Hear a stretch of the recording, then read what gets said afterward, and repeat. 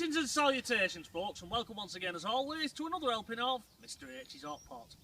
I'm joined once again by Mrs H. Hiya. And little Toby James.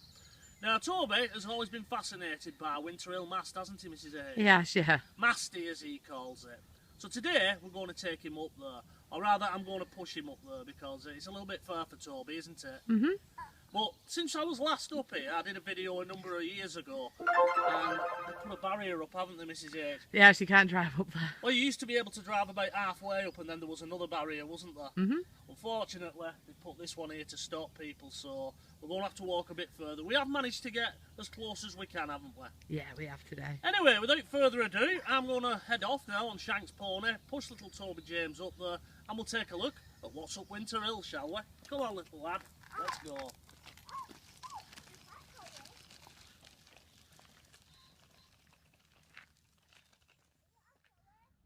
So what, Potters, we've now made it to the original parking spot.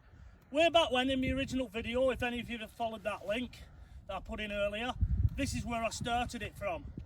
And all this here behind me, you can still see all the infrastructure of when you used to be able to park here. I'll tell you one thing, Mrs H, it was hard going, that the first bit is always hard going up here. But just look at that magnificent view. It's well worth it. It's a bit hazy today. Even better when we get to the top. Now he gets out at pram. You get back in when you start pushing him up in a minute. Now, something I've noticed, Mrs H, just as we was walking past this sign, and I've been up here many, many times, but I've never noticed there's an actual spelling mistake on it. And it's the word surveillance. Oh yeah. You don't spell surveillance that way. It's like the sign manufacturer.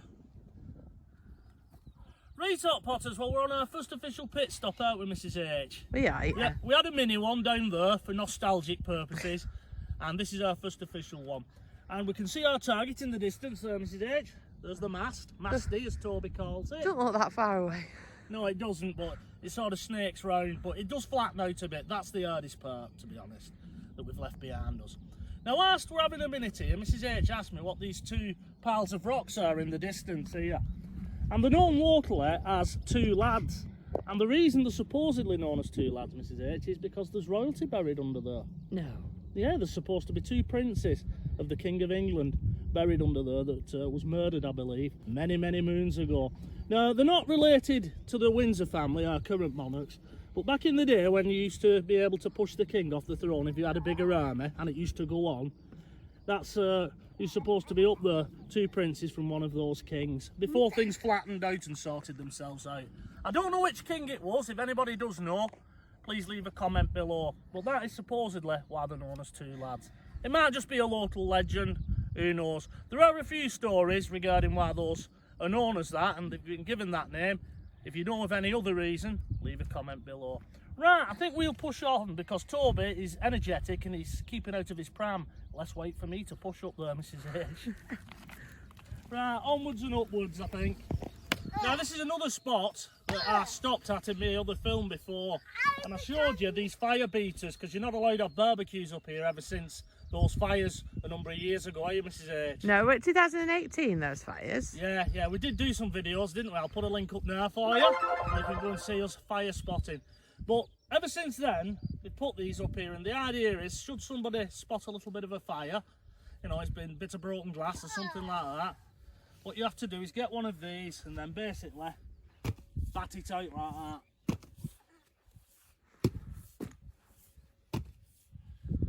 What a nifty idea, aren't they, Mrs H? Yeah, a good idea, yeah. You have to smash the fire. You do, Toby. Now, it's good that these are still here. You know, that video I did up here was a number of years ago and they're still here, so nobody's gone and nicked them or anything like that, or just basically took them for the sake of taking them, so that's a good haul. Yeah, it definitely is. You ready to push on, Mrs H? Yeah, we keep going, we're not too far away, or at least I keep telling myself that. Anyway, let's push on. We'll put these back now, Toby. Please don't. I like that, Mrs H. Keeping the camera running so that it proves that I have put them back. We have no use for them. There we go. All sorted. Let's crack on. Well, we're nearly there, aren't we, Mrs H? We are. This behind me here, this little area, used to have lights on it at one time, and when they were flashing, you wasn't allowed to proceed past this point, Mrs H. Alright. And the reason for it was the guide ropes that you can see. You might not be able to make them out there, but the guide ropes that winch it down and keep it in place, obviously ice forms on them. So what there was big fear was people coming up here, you know, even in winter people come up here, and the ice breaking and falling off, and I should imagine if it clobbered you, that'd be it, it'd be game over, wouldn't it? Would be from that height. But there's no lights on here anymore, although the sign behind me still says, once flat lights are flashing, don't proceed. So I don't know if they warn people now, whether or not they just close it off good and proper, but this moorland's so open, if you intended getting up here, you could, couldn't you? Yeah, you could. Right then, you think we can make the last bit now? Yeah, let's do it.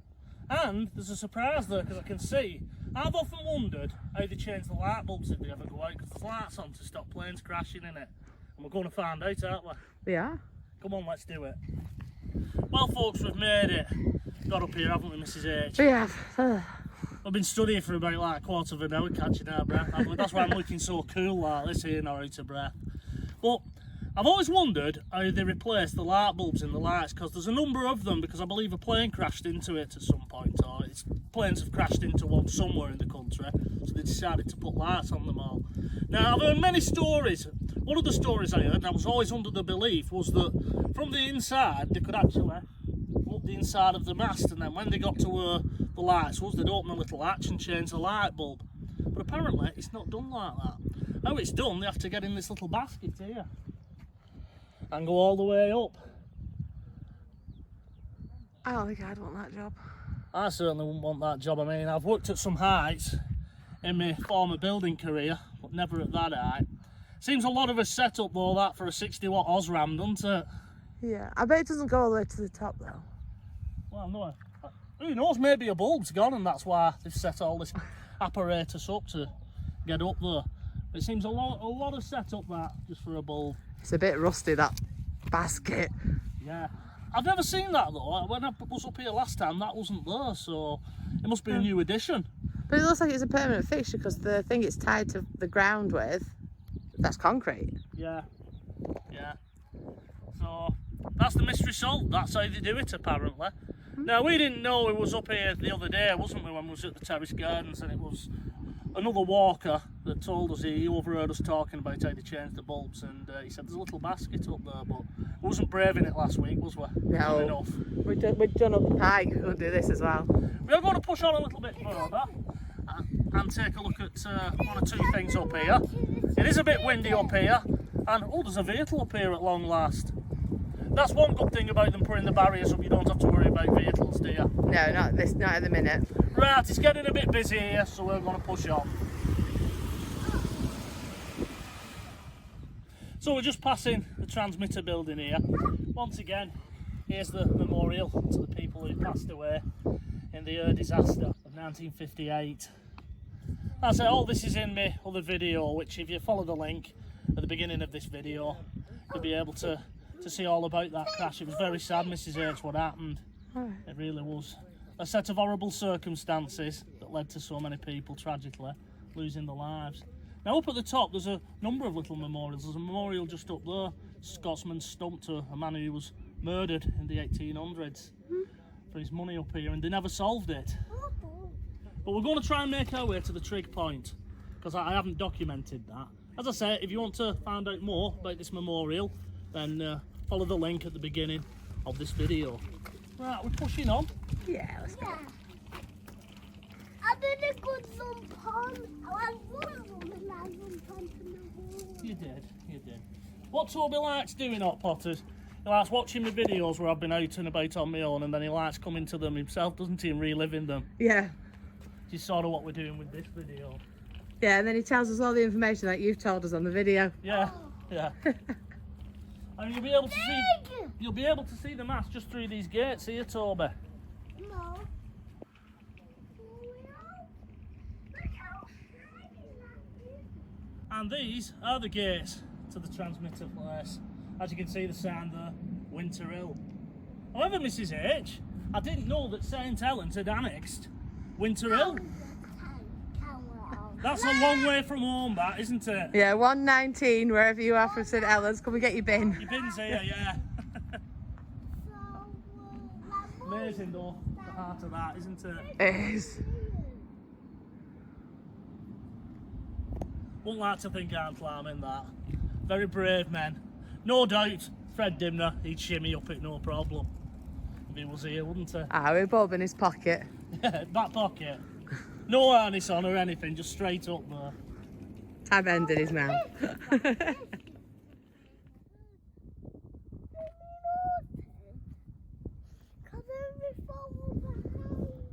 So this is Scotsman Stump, named so after a man who was a native of Scotland. They just found him murdered up here for his money back in 1838. It's a fascinating story. They just never found out who'd done it. Somebody obviously knew his route though, because he'd come up from Black Rod End, you know, down near Aspelin. Yeah. And he made his way. He used to make his way over the moors. He was like a rent collector for people. You know, he collected the money. It's a fair old walk though, isn't it? It is. He'd be carrying a big bag of money. But back in them days, they used to have, and not just highwaymen. There was like the pedestrian version of the highwaymen, and they was called footpadders. I don't know, you probably don't know this, but locally in Wigan, sometimes you'll call a footpath a footpad, and that's where it comes from. And that was the name that they gave people who used to rob people on foot. Oh, right. You know, a poor man's version of a highwayman because they didn't have a horse. Yeah, this poor fella, it was never solved. He was barbarously murdered. Yeah, I saw that. Sounds like a newspaper headline, that, doesn't it? Yeah.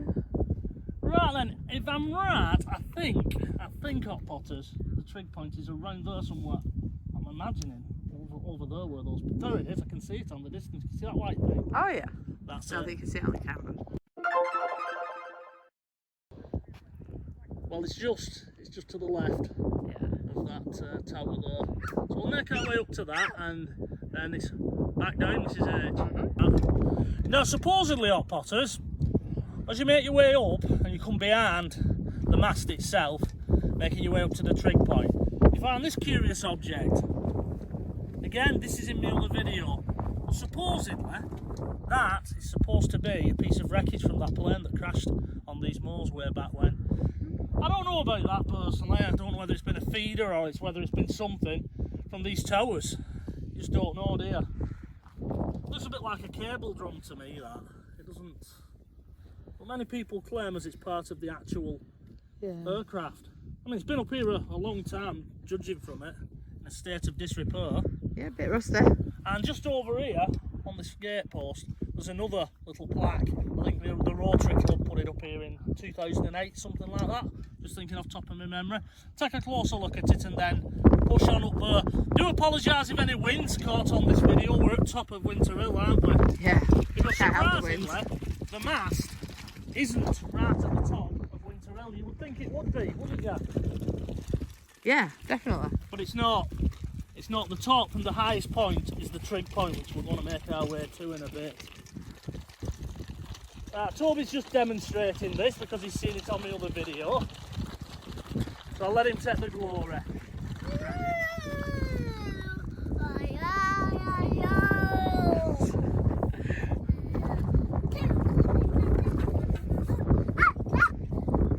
And for those of you who don't speak Tobyese, it's commemorating the death of 35 members of the motor trade from the Isle of Man, whose Bristol Wayfarer crashed near this plaque 27th of February 1958, erected by the Rotary Clubs of Douglas and Horwich, 27th of the 2nd, 2008. So my memory was correct on that one, Mrs. H. Oh, you're not quite senile yet. No, not just yet. Right then, we'll follow these two people up here on the road to the trig point. Well, look, Potters, we've made it to the trig point, the highest point of Winter Hill. A little bit windy up here, a little bit breezy, isn't it, Mrs. H? Okay, it is. But just look at that, that's a view most Wiganers don't get to see. The backside of Winter Hill Mast. And if you look over there, just in distance, I think that's Darwin Tower. Over Blackburn way. or Blackburn as it used to be called. Yeah, these trig points, the Ordnance Survey people used to use these many moons ago. Being a builder, we had to learn about these benchmarks. The idea being that it's to do with sea level. They don't use them now because obviously the ground moves, where satellites don't, unless they get hit by a bit of space debris. But we'll take a closer look at this. I'm just going to lift you off, Toby, because on the top of these at one time they used to put a device in there. Obviously that's been filled in with some material since. And we'll just take a closer look at the benchmark.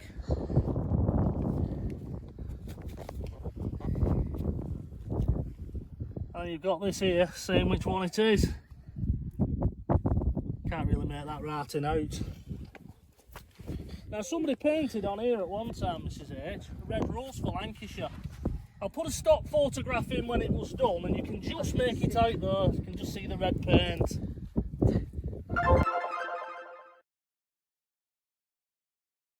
And they did it on all three of the sides. But we've done it, haven't we, Mrs H? Yeah, we've got to the top. Yeah, didn't even break out in a sweat. Right then, we're going to obviously head back down. It's like the Grand Old Duke of York, this, isn't it, Mrs H?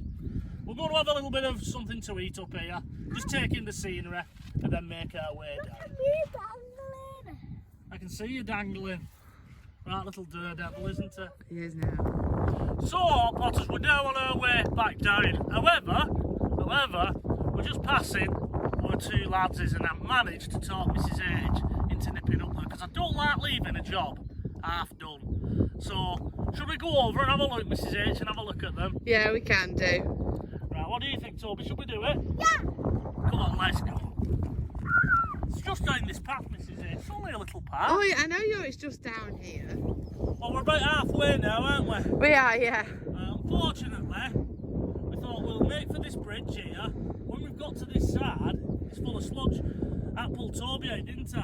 Yeah, he's got a sludgy foot. And look what's happened to the last person who came this way. It's up to his head. So I think this is it now. I think it's dry from up here now, Mrs H. Yeah, you keep trying to sell me on that one. Try to sell myself on it, I think. Well, we made it, Hot Potters. This is two lads. This one behind me, the larger mound, and there's a smaller mound there. And there's fences around this larger one because what people were doing, they were climbing up there, Mrs H, and having the photos took for the selfie and damaging it. So they've been forced to put this fence around it. There's the sign saying keep off. Woodland Trust. They've rebuilt this a number of times apparently because of damage. Looks like a bit fell off here. Well, it just gets battered, doesn't it, being up here? I mean, you look out there over, so high up here. It's bleak up here at best of times, isn't it? Years ago, apparently, they complained because they was putting that horrible plastic orange fence round, and they said it was spoiling the look of it, so that's why it's wooden fence today. Right. But supposedly, this is allegedly mind you, where two former princes of England are buried. Don't really know about that story, whether I believe it or not, Mrs H, but it'd be nice to think that, wouldn't it? I think it'd be marked by something if it was, like a plaque or... As with a lot of these local legends, they are just that, aren't they, sadly? Yeah, we made it. This is going to be our final journey, isn't it, Mrs H? Yeah. Our final point of this bimble today. We will take a closer look at the smaller one.